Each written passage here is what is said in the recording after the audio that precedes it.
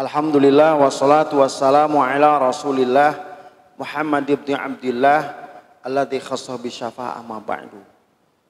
Mari kita istighfar sebelum kita mulai pengajian kita. Astaghfirullahaladzim. Ayo sadayana. Astaghfirullahaladzim. Astaghfirullahaladzim. Astaghfirullahaladzim.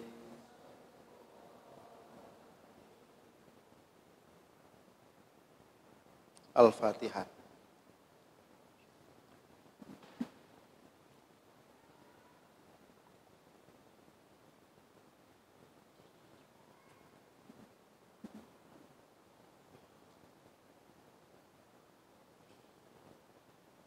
Bismillahirrahmanirrahim.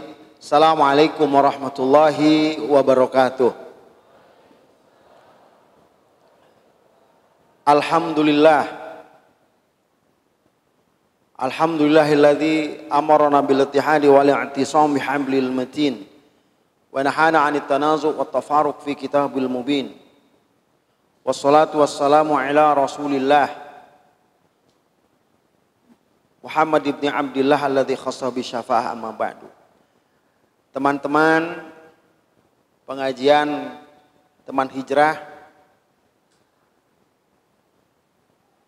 Kang Abud seminggu yang lalu kontak saya untuk ngisi kajian TH teman hijrah. Awalnya saya kasih Kang Abud minta tema, saya kasih napak tilas perjuangan Nabi Ibrahim. Calekete kamari muncul flyer menjadi story of kurban story ya. Gitu ya, kayak kedeng bisa salah, kurban story kalau nggak salah ya, bener nggak? Kurban story. Oke, tadi saya iseng-iseng buka definisi. What is the difference between history and story? Lege geuleuh aing mah. So, what is the difference? So history is uncountable while story is countable. So history is more factual, is non-fiction, is academic. Sedangkan it's really happened. Whereas a story is more imaginary, is fiction, it's narrative. Jadi beda antara story dan history itu beda. Kita mau apa? Mau story atau history? Kalau misalkan story itu imaginary, fiction, naratif. It often didn't really happen. Kalau story itu tidak terjadi. Dan this is imaginary in the state of mind. Hanya di dalam pemikiran saja. Sedangkan kurban ini apa? In the state of mind atau terjadi. Nah, maka kita ini daang dihareupeun nu lapar, naon boa. Nyawa orang lapar. Geus teuing teruskan. Ulah pindahnya geus di dinya we. Ieu teu make naon karah? Kudu masker lain. Kemana maskernya ya? Tengnya. Bismillah. Jadi gitu kalau story gitu ya. Ya, tapi whatever it is, ngapa ada, yang penting mas sejarah tentang. Jadi history dengan story beda ya teman-teman ya. Jadi kita lebih asik history because history is academic, bisa dipelajari dan is real. Terjadi nggak? Terjadi. Sudah terjadi, diabadikan oleh Al-Quran. This is history, baik ya, tinglah. Ya. Teman-teman, berbicara masalah kurban, secara bahasa itu korubaya krubu, kurban, mendekati kepada Allah. Jadi gini, kita ini harus menangkap, sekali teman-teman, tolong perhatikan, kita ini harus menangkap semua syariat Islam itu dalam kehidupan kita. What is, apa di balik peristiwa kurban ini. Nah, saya akan mulai. Bismillahirrahmanirrahim. Saya akan mulai dari surat Ibrahim ayat 37. Dalam surat Ibrahim ayat 37 teman-teman, ini doa Nabi Ibrahim keren. Doa Nabi Ibrahim itu dahsyat. Nah, Nabi Ibrahim dengan Siti Hajar lagi Halim Perdana Kusuma ketika itu. Mereka itu berada di lembah yang tidak ada tanaman-tanamannya. Ya. Dan akhirnya melahirkan siapa? Ismail. Ini keren. Kopi, sip nuhun ya. Nuhun kasep. Nah, ketika tur itu lahir, akhirnya Nabi Ismail itu disuruh meninggalkan apa? Anak istrinya di lembah. Maka ketika di atas bukit Jabal Gubes berdoa dia. Ikuti doanya. Rabbana inni askantu min dzurriyyati biwadin ghairi dzi zar'in inda baitikal muharram Rabbana liuqimus shalah faj'al afidatan minan nasi tahwi ilaihim warzuqhum minas samarati la'allahum yashkurun. Ini tolong catat, ini surat Ibrahim 37. Kalau kalian nanti berkeluarga, ini baca supaya keluarga kita itu, keturunan kita itu adalah keturunan yang bermanfaat, bermartabat dan disayang umat. Ini wiridnya. Dibaca setelah sholat nanti kalau kalian sudah merit. Ini hebat ini, doa ini hebat. Ya. Jadi diawali dengan Rabbi habli minas sholihin. Nabi Sulaiman itu minta kepada Allah siang malam ingin diberikan anak. Oke? Akhirnya fabasyarnahu bigulamin halim. Allah kasih anak yang halim. Anak yang sangat sopan, santun, sabarnya amat ramah sabar. Tetapi ketika sudah ngaborojol ke alam dunia, suruh ditinggalin. Maka istrinya Siti Hajar bertanya kepada Nabi Ibrahim, "Ila aina anta dzahib ya Ibrahim?" Kemana kamu akan pergi wahai Ibrahim? Engkau tinggalkan anak dan istrimu di lembah yang tidak ada tanaman-tanamannya. Di lembah tidak ada mata pencaharian. Kemana kamu pergi? Apa kata Nabi Ibrahim? Inni dzahibun ila rabbi sayahdin. Aku berangkat memenuhi panggilan perintah Allah. Akhirnya teman-teman di atas bukit itu Nabi Ibrahim berdoa. Berdoa dengan surat Ibrahim ayat 37. Ini saya suka dawamkan wirid ini kalau sholat tahajud rakaat terakhir disujud 11 kali. Alhamdulillah insya Allah. Jadi yang pertama Nabi Ibrahim itu walaupun di dalam kehidupannya itu serba kekurangan. Sampai Siti Hajar itu mencari air lari dari sofa marwah, sofa marwah, sorfa marwah. Sofa marwah, sofa marwah, saking sulitnya. Tapi tolong teman-teman perhatikan ini bekal buat kalian. Ketika kita sedang berada di dalam kesulitan, ketika rumah tangga kita sedang dalam kesulitan secara ekonomi atau secara apapun, maka sering-seringlah kita panjatkan doa Nabi Ibrahim. Keren. Pertama, Rabbana liyuqimus shalah. Apa yang diminta oleh Nabi Ibrahim untuk anak dan istrinya dan keturunannya. Yaitu yang pertama, walaupun sedang kekurangan, walaupun sedang kesulitan, Nabi Ibrahim meminta kepada Allah, Rabbana liyuqimus shalah.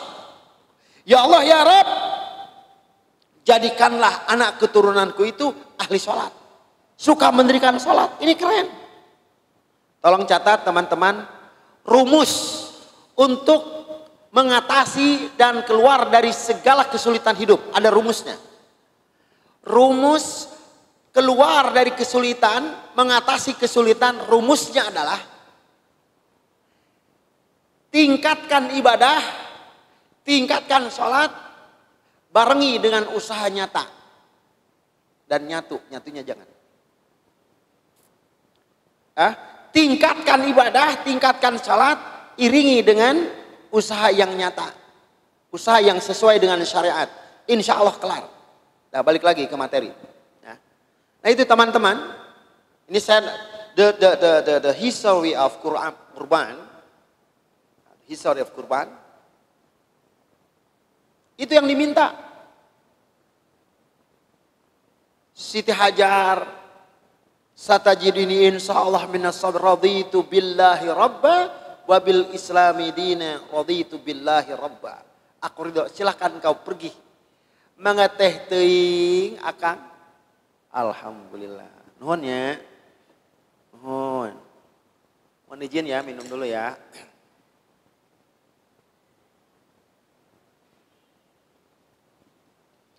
Kalau ada kamera saya jaim minumnya. Meneueuh kamera gelakak deh silo kali. Baik, balik lagi. Teman-teman. Tepi mana bieu? Tepi mana? Usaha nyata. Nah, balik lagi teman-teman. Jadi yang pertama itu Nabi Ibrahim meninggalkan anak istrinya di lembah yang tandus yang diminta oleh Nabi Sulaiman. Apa yang pertama? Jadikan anak istriku itu adalah ahli sholat. Kenapa demikian? Apa kaitannya kesulitan hidup solusinya dengan sholat? Kaitannya adalah Allah sang pemberi kehidupan. Allah sang pemberi kehidupan. Nomor kedua, ya, Allah sang pemberi kehidupan.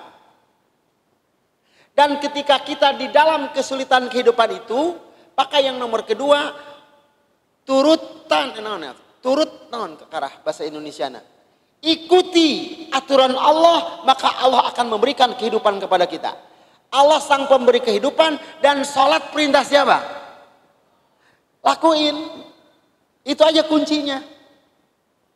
Life is simple thing, we are who make it complicated. Allah has already created our life. Allah sudah menciptakan kehidupan kita begitu sederhananya.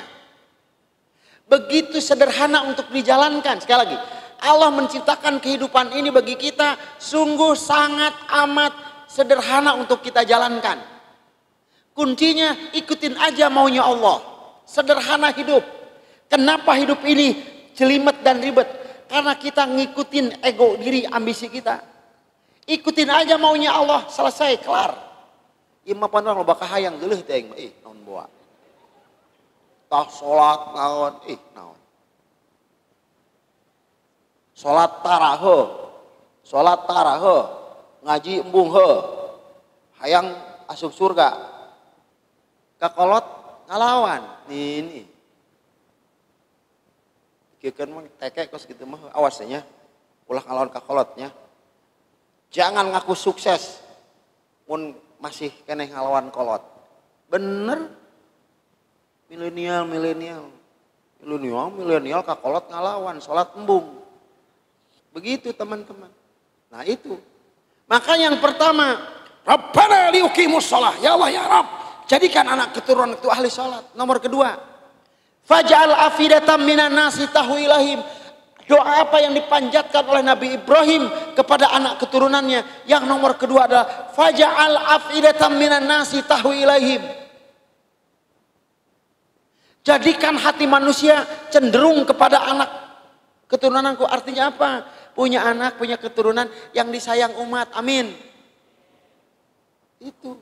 Buat apa nanti kalian punya anak pangkatnya mentereng, rumahnya gedong, tapi menjadi public enemy, menjadi musuh masyarakat. Hana caraka data sawala, anak cilaka, bapak kababawa. Begitu. Jadi ini hebat di doa. Apa? Supaya anak cucunya, cucu kita insya Allah ngalaman teuing moal. Amin. Kyube. Amin ya robbal alamin. Mudah-mudahan saudara-saudaraku hari di teman hijrah nyapa jamaahna naon? Teman-teman, sahabat apa? Sahabat hijrah. Oh teman, oh teman-teman ya. Pasti teman hijrah. Hajaro, hijrah. Ini masdarnya. Pelakunya muhajir. Uing muhajir. Jadi teman muhajir semuanya. Allah nggak penting ya. Baik, balik lagi. Ini yang nomor kedua. Nomor ketiga, warzuqhum minas samarat. Ya Allah berikan rezeki kepada anak keturunanku berupa buah-buahan. Tapi endingnya, la'allahum yashkurun. Anak keturunanku itu pandai bersyukur. Ini kunci kehidupan. Banyak syukur. Coba. Iya karena sah. Bahtiar. Dipanggil Tiar. Atau Babah. Bahtiar. Bahtiar handphone yang paling mahal berapa duit? 700 naon. Itu 700.000. Nan gila teh. Itu nyawa harga. Berapa duit? 15 juta. Mun ayanya. Daek handphone 15 juta. Daek. Tapi ceri jadi budak. Artinya apa? Mahal mana? Kuping, telinga, sorry. Telinga atau handphone? Ada handphone harganya 15 juta. Tapi Allah cabut gendang telinganya jadi budak. Haho. Tuh. Ngerti? Bersyukur. Dengan bersyukur kita bisa menikmati hidup. Bagaimana Allah menciptakan telinga itu pas kanan kiri. Coba kalau satu lagi di sini. Halo? Repot. Bagaimana mata ini ada sensor. Mana istri kita, mana yang bukan. Lihat, oh ini istri kita. Coba kalau ada sensor.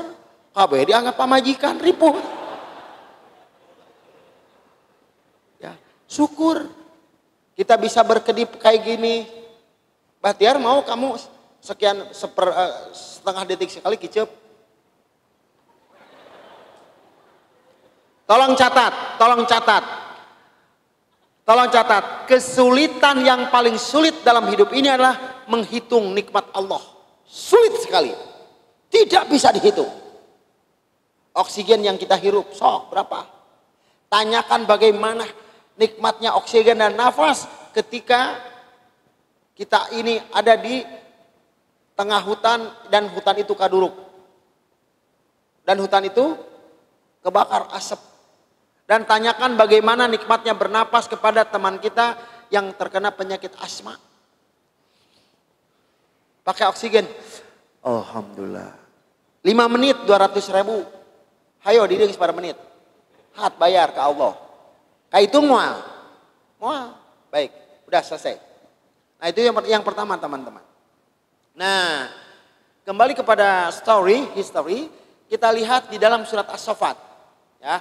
Tadi yang pertama itu bekal ya teman-teman ya. Tolong catat nanti someday kalian nanti punya istri, punya anak. Ya doanya itu ya. Amin. Sekarang bayangin aja. Bayangin, nanti datang. Tenang aja. Yang belum nikah insya Allah datang waktunya. Ya, udah nikah? Belum. Tanggal dan bulan insya Allah udah ada, tinggal tahunnya. Atau tenang tenang, waktu nikah itu ada, seperti halnya waktu kematian pun ada. Maka don't ask, jangan bertanya when you got married. Jangan bertanya kapan kamu nikah. Kenapa? Karena kita pun tidak akan pernah ditanya kapan kita meninggal. Kenapa? Meninggal dan menikah masing-masing ada waktunya. Guys, ya. Nah, lihat teman-teman, di dalam surat As-Saffat ayat 100, di sini mulainya sejarah daripada Idul Kurban. Di ayat 100, Rabbi habli minas salihin. Nabi Ibrahim itu belum punya anak dari Siti Hajar. Rabbi habli minas salihin, Rabbi habli minas salihin, Rabbi habli minas salihin. Terus berdoa, akhirnya apa? Babasyarnahu bigulamin halim. Kami kasih kabar gembira kepada Nabi Ibrahim bigulamin halim, dengan lahirnya seorang anak yang sabar, halim. Halim itu benar sabar, santun ya. Nah, teman-teman, ya. Kan Nabi Ibrahim ini dikenal sebagai bapak monotheism. Bapak tauhid, mentauhidkan kan? Dikenal gitu kan? Teman-teman, nah Allah ini ingin nguji. Ini Nabi Ibrahim itu total tauhidnya kepada Allah. Demikian juga nabi-nabi yang lain ya. Ini dalam sejarahnya. Sehingga dia berani berhadapan dengan Raja Namrud. Dikarek tanah teh berhala yang gede. Jebret guys. Saking apa? Saking apa? Bahwasanya ada Allah yang maha tunggal, yang maha satu gitu kan. Nah, singkat cerita, Nabi Ibrahim ini minta anak, dikasih anak. Nah, di sini mulai Allah ingin ngetes. Masih enggak cintanya full kepada Allah? Yang pertama, suruh meninggalkan anak dan istrinya di lembah. Mau deh. Apa yang terjadi? Falamma balagha ma'hu sa'ya. Dan ketika anak itu sampai pada usia dewasa, datang Nabi Ibrahim deng deng deng deng deng deng deng deng deng deng melihat anak.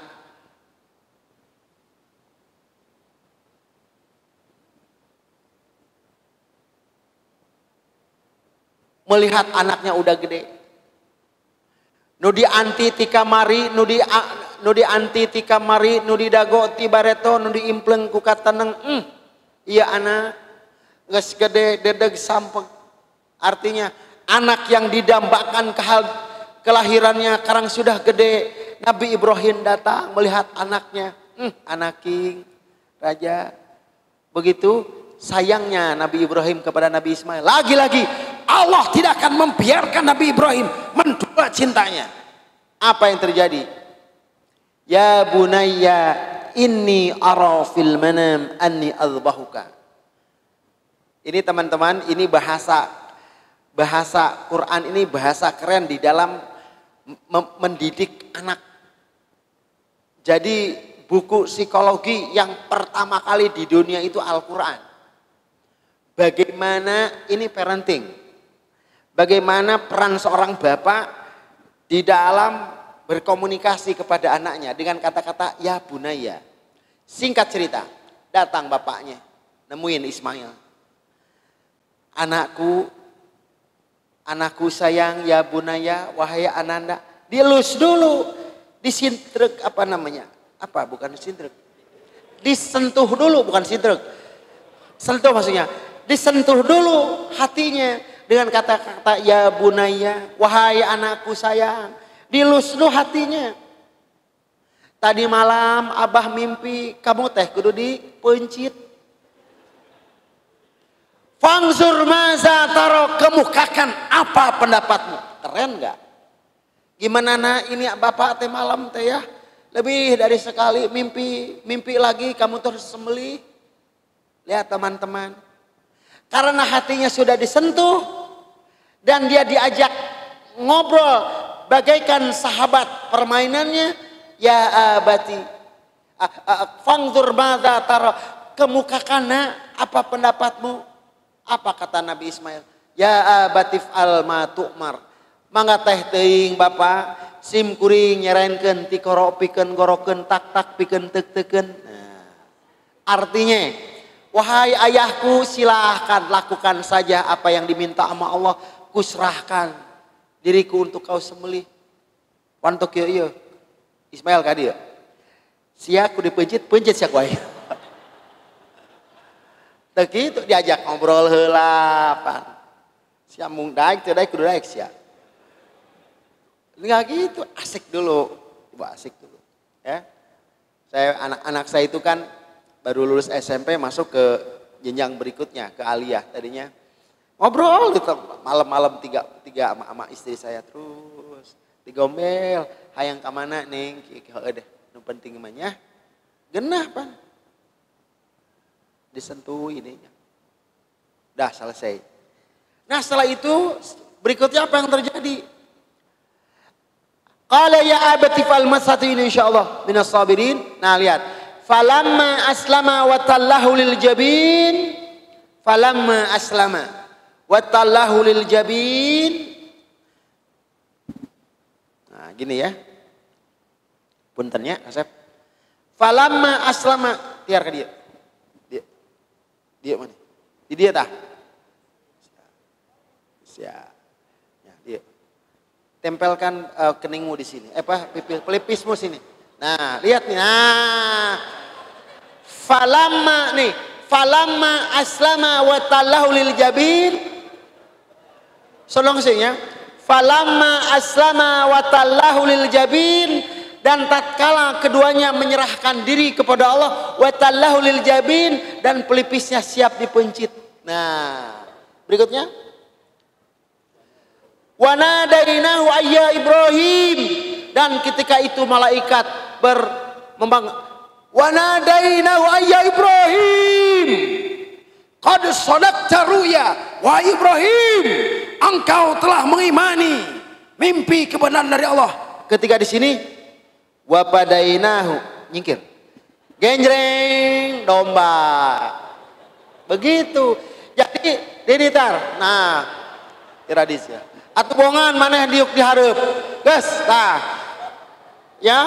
Falamma aslama wa tallahu lil jabin wa nadainahu ayya Ibrahim qad sadaqta ruya, wahai Ibrahim, engkau sudah mengimani apa yang telah Allah perintahkan di dalam mimpimu. Ke sini apa berikutnya? Yang ini inna kadzalika najzil muhsinin wa fadainahu bidzibhin adzim. Ketika wa fadainahu bidzibhin adzim, seret diganti, bukan si Bahtiar lagi, bukan Nabi Ismail lagi, tapi dong, nah bukan Nabi Ismail lagi, tapi nah, jadi teman-teman, nih kunci hikmah dari ibadah kurban itu, ketika kita total, sekali lagi, ketika kita total berkurban, ketika kita total menyerahkan diri kita kepada keinginan Allah, maka Allah akan menyayangi, maka Allah akan menjaga, maka Allah akan menyelamatkan hidup kita. Ini kunci. Ikuti, tolong catat, ikuti keinginan Allah, ikuti kehendak Allah, maka Allah akan menjaga kita. Maka keinginan kita akan Allah berikan. Kenapa? Karena kita mengikuti keinginan Allah. Ini kunci. Falamma aslama wa tallahu lil jabin, kedua-duanya itu menyerahkan diri kepada Allah. Apa yang terjadi? Ayat berikutnya. Wa kadza inna kadzalika najzil muhsinin. Bacakan artinya. Inna kadzalika najzil muhsinin. Dan demikianlah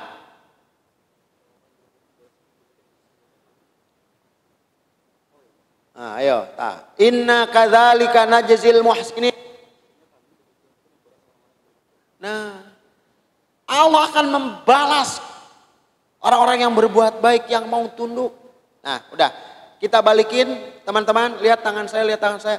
Yuk kita balikin sejarah Nabi Ibrahim kepada kehidupan kita. Balikin ya, balikin, zet. Pertama teman-teman, ketika ini rumus hidup, ketika kita menyerahkan diri kita mengikuti kemauan Allah, maka dipastikan kita ada di dalam zona keselamatan dan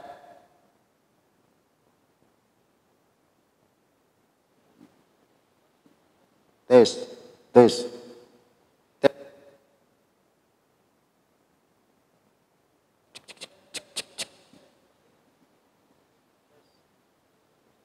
Tes 1 2. Ya. Baik teman-teman. Nah itu ya. Naon deui? Enggeus sejarahna. Teu geus naon deui hayo. Enggeus. Si Bahtiar. Nabi Ismail enggak jadi. Nah, jadi teman-teman gitu. Ini yang terpenting. Ini makanya teman-teman, kenapa sih hidup kita sering galau? Kenapa sih kita ini susah move on? Kata kuncinya satu, di mana Allah di dalam hati kita, udah aja gitu. Nih teman-teman, ini. Teman-teman, lawan kata turun apa? Selain naik apa? Angkat. menurunkan dan mengangkat. Menurunkan dan jadi kalau kita mengangkat tangan kita kepada Allah, maka Allah akan menurunkan bala bantuannya. Begitu. Sederhana hidup mah. Ayo deui. Naon eta? Taha di dia. Makasih ya. Mer, udah. Muchas gracias. Ya, itu. Teman-teman. Terus yang berikutnya itu, ya. Jadi hidup ini lagi saya ulangi lagi, hidup ini sungguh sangat sederhana untuk kita jalankan. Sangat sederhana. Kesulitan, problematika hidup itu akan nyingkir jauh dari kita kalau itu tadi. Kita mau mengikuti keinginan Allah sebagaimana Nabi Ibrahim dan Ismail mengikuti keinginan Allah. Nah, dan ketika kita berdoa, berdoanya supaya kita enggak ini, supaya kita semangat, doanya spesifik gitu kan. Ya Allah ya Rabb, kabulkanlah segala keinginanku. Andaikan keinginanku itu tidak sesuai dengan kehendakmu, maka jadikan kehendakmu adalah keinginanku. Halo? Barangong sih. Halo? Kita selalu ingin nggak keinginan kita dikabulkan sama Allah? Pertanyaannya, ada nggak keinginan Allah kita jalankan? Halo? Sekali lagi, mau nggak segala keinginan kita dikabulkan sama Allah? Pertanyaannya, kehendak Allah mana, keinginan Allah mana yang kita jalankan, yang kita turutkan? Tuh, sholat nukos kumaha. Nah itu teman-teman. Jadi bagaimana kita mendekatkan diri kita kepada yang Maha Kuasa. Yang poin yang nomor ketiga. Poin pertama tentang doa Nabi Ibrahim. Kedua, sejarah daripada kurban. Yang ketiga. Yang ketiga yang saya sampaikan. Teman-teman, penyembelihan hewan kurban, sekali lagi, penyembelihan hewan kurban adalah menyembelih potensi-potensi kebinatangan yang ada dalam diri manusia. Sekali lagi, penyembelihan hewan kurban adalah sebuah simbol bahwasanya potensi-potensi kebinatangan yang ada dalam tubuh kita, dalam tubuh manusia, dalam diri manusia harus disembelih. Buka surat Al-A'raf 179. Dalam surat Al-A'raf 179 Allah mengatakan walaqad dzara'na li jahannama katsiran minal jinni wal ins. Sungguh kami sudah menjadikan isi neraka jahanam itu kebanyakan dari manusia dan jin dan manusia. Kenapa demikian? Lahum qulubun la yafqahuna biha. Tolong ingat teman-teman, nih kita lihat. Tolong koreksi, udah punya Dek, Mbak itu? Udah dibuka Qurannya? Udah dibuka? Al-A'raf 179. Bahtiar. Satu. Nih dengar teman-teman. Isi neraka jahanam. Kebanyakan dari jin manusia kenapa? Satu. Punya hati tapi hatinya gak dipakai untuk memahami kebenaran. Dua. Yo Tiar. Nomor kedua. Kenapa manusia menjadi bahan bakar api neraka? Lahum ayunun, mereka punya mata tapi matanya tidak dipakai untuk melihat kebenaran. Tilu. Yang ketiga, mereka punya telinga, telinganya nggak dipakai untuk kedengerin kebaikan. Ulaika kal an'am. Mereka itu bagaikan binatang ternak. Teman-teman tolong perhatikan. Tolong perhatikan. Ini hati-hati nih. Ini saya serius ngomong nih. Ketika manusia nggak dipakai hatinya, matanya nggak dipakai, telinganya nggak dipakai untuk memahami kebenaran, melihat kebenaran, mendengarkan kebenaran Allah, kebenaran ayat-ayat suci Al-Quran, kebenaran wahyu Allah, kebenaran Islam, maka yang terjadi. Ulaika kal an'am, perilaku mereka bagaikan hewan ternak. Ini Allah nyentil, halus, bagaikan hewan ternak, bukan hewan buas. Kenapa demikian? Yang disembelih ini hewan kurban, hewan ternak bukan? Yaitu sapi dan kambing, domba ya. Teman-teman, sapi dari zaman dulu sampai zaman sekarang makanannya apa? Rumput. Tapi manusia yang nggak pakai hati, nggak pakai mata dan telinga, bukan hanya rumput, pasir, besi dimakanin semuanya. Korupsi. Teman-teman, nih manusia yang nggak pakai hati, nggak pakai telinga, nggak pakai mata, dipakai kebenaran, bukan manusia lagi. Turun derajatnya jadi hewan, bahkan lebih sesat. Contoh nih. Bahtiar nginjem duit ke abahnya 1 juta, kudu mulangkeun 2,5 juta. Abah disebutna naon? Riba disebutna naon? Rentenir, nama lain rentenir apa? Lintah darat. Bukan manusia lagi. Lintah darat. Laki-laki yang suka mempermainkan wanita berhubungan. Apa? Buaya darat. Laki-laki perempuan hidup dalam satu rumah tanpa ikatan pernikahan. Sebutnya apa? Kumpul kebo. Iya kan, benar nggak? Bukan manusia lagi, kumpul kebo. Ya. Di depan kita tunduk, gimana? Di belakang kita, mencaci maki kita, disebutnya apa? Ular kepala 2. Di depan kita berjalan beriringan, menggunting dalam lipatan, disebut musang berbulu domba tuh. Itu. Makanya dengan Idul Kurban, Idul Adha, jangan sampai potensi-potensi sifat kebinatangan itu ada. Kan bukti. Ular kepala 2, dengar, ular kepala 2. Koruptor disebutnya apa? Tikus. Mohon maaf, perempuan yang gadaikan kehormatannya disebut kufu malam. Ya. Udah. Serius semua. Ya. Tuh apa lagi? Teman-teman. Jadi gitu. Udah nggak ada. Di dalam teori asal usul manusia ada 2. Pertama teori Al-Quran. Manusia pertama siapa? Nabi Adam alaihissalam. Teori kedua yaitu teori Darwin. Nenek moyang manusia itu siapa? Nyomet. Kera ya monyet lah ya. Jadi kalau ada manusia sifatnya welas asih, suka menolong, adil, suka membantu, tidak serakah, berarti nenek moyangnya siapa? Nabi Adam alaihissalam. Tapi kalau ada manusia suka ngerebut, serakah, zolim, berarti nenek moyangnya siapa? Cek maneh nyalain kurang sih ya. Benar nggak? Itu. Makanya teori Darwin itu sebagai pembanding. Sebenarnya teori Darwin itu ingin nyentil kita nih, cepat.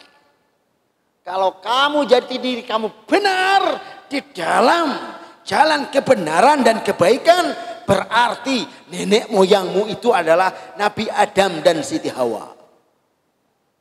Tetapi kalau hidupmu serakah, zolim, suka memfitnah, suka merusak, suka merebut, maka nenek moyang kamu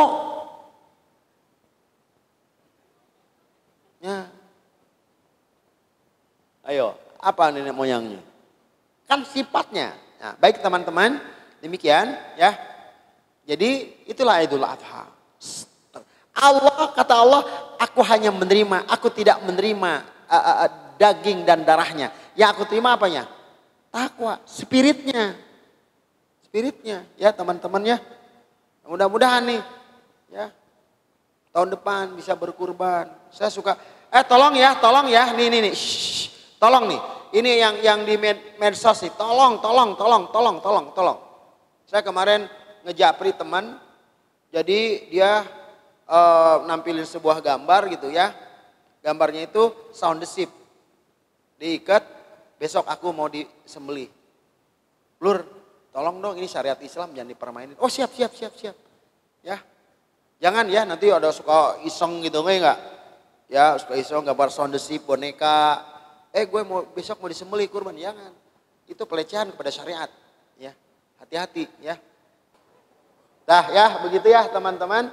Jadi gitu. Nah maksud saya gini, nanti tahun depan ya mudah-mudahan kalian nabung gitu kan. Wah nabung beli kurban, beda. Ingat teman-teman, kita dikenang dan dirindukan karena banyak memberi, bukan karena banyak meminta. Tolong catat. Sifat Allah, kalau tiap-tiap halaman pertama di tiap-tiap surat bacaannya apa? Lafaz apa? Bismillah. Tuh. Bismillahirrahmanirrahim, Ar-Rahim. Dua-duanya adalah spirit berbagi dan memberi, kasih dan sayang. Jadi begitu. Ya, gitu. Demikian teman-teman, inilah the story ya. The story of kurban, the history of kurban. Kurang lebihnya minta maaf.